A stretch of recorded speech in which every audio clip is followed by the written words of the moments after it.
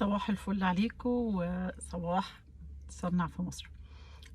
يمكن الفيديوهات الفترة اللي فاتت برضو احنا لسه برضو مكملين في نفس الشق اللي هو قطاع الأغذية، بس كنت يمكن فوكس شوية على الشركات اللي قدرت انها تعمل نجاح وانها تصدر المنتج المصري، سواء ان هي زودت الكونتريبيوشن بتاعة الصادرات بتاعته او ان هي وصلت المنتج بتاعنا لمكان تانية او خليته يبقى بريميوم او حاجة زي كده. طيب النهارده بقى القصه بتاعتنا برضه في الفود اندستري، بس ان احنا عملنا اد فاليو جوه مصر.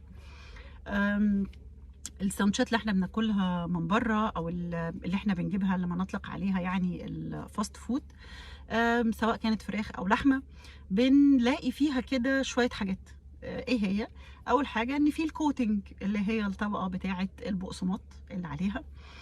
في نفس الوقت في طعم كده معين واضح قوي وكلير كده، واللي بيميز المطعم ده عن المطعم ده. اوكي.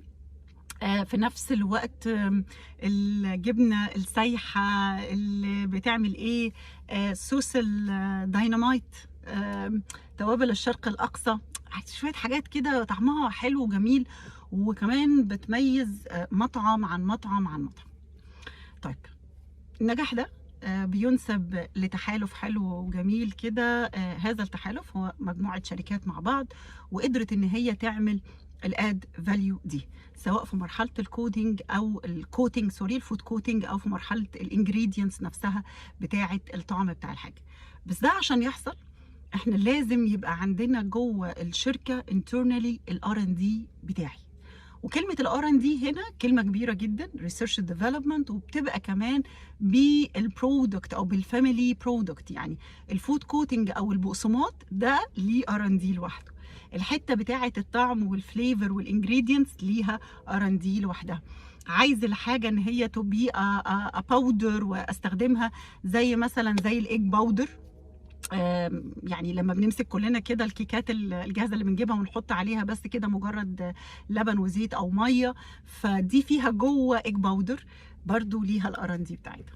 اللي قدرت تعمله الشركات دي او التحالف الصغير من الثلاث شركات دول، ان هم قدروا يعملوا الحكايه دي ويعملوا انتجريشن ما بينهم وما بين بعض جوه السوق المصري، ويقدروا يقدموا النو هاو دي بعد ما كان جزء كبير منها هو استيراد. التحالف ده هو اللي قدر بمنتهى البساطه جدا ان احنا نقدر يبقى عندنا اول ايج باودر يبقى موجود في مصر، الباودر بتاع الجبنه الباودر اللي تحط عليها لبن وبعد كده تلاقيها جبنه سايحه وصوص جبنه، هم اللي عملوا لها التوطين للحكايه دي، موجوده في مصر. كتير من الفود انجريدينتس اللي انتوا بتشوفوها للمطاعم اللي انتوا بتشوفوها واللي عملت طفره في القطاع ده للمطاعم دي بالتيست، وتلاقي المطعم ده مشهور بحاجه وده مشهور بحاجه وده مشهور بحاجه، والتيست بتاعتهم بقى فعلا مختلف وبقى حلو.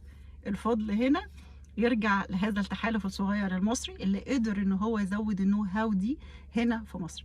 تحية لألميرا وتحية للتحالف ده، وتحية ان احنا نفكر ان احنا نبقى مع بعض ونتجمع مع بعض ونحط كل خبرتنا مع بعض عشان نعمل حاجة حلوة في الصناعة بتاعتنا، سواء ان انا اوفر وان انا ما استوردش من بره واعمل المنتج ده بمنتج مصري بايادي مصرية ببرودكتس كلها طالعة من مصر، او ان انا اعمل كمان الار ان دي واقدم منتجات ما كانتش موجودة في مصر. تحية لكل بيعمل اد فاليو، وتحية لصنع في مصر، وصباح صنع في مصر.